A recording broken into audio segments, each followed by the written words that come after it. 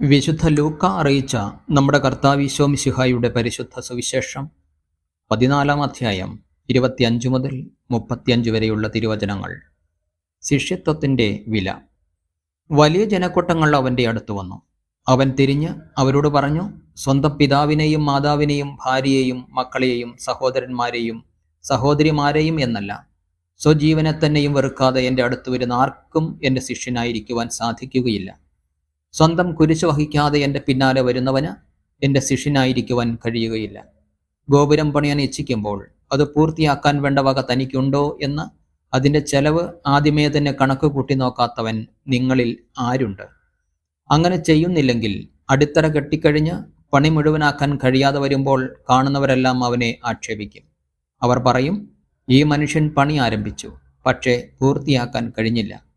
അല്ലെങ്കിൽ 20,000 ഭടന്മാരോടുകൂടെ തനിക്കെതിരെ വരുന്നവനെ 10,000 കൊണ്ട് നേരിടാൻ സാധിക്കുമോ എന്ന് ആദ്യമേ ആലോചിക്കാതെ മറ്റൊരു രാജാവിനോട് യുദ്ധത്തിന് പോകുന്ന ഏത് രാജാവാണുള്ളത്?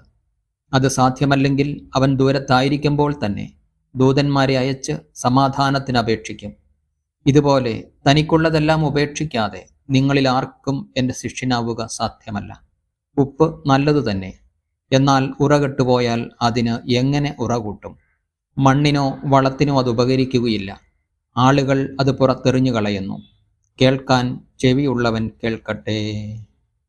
നമ്മുടെ കർത്താവായ മിശിഹായിക്ക് സ്തുതി.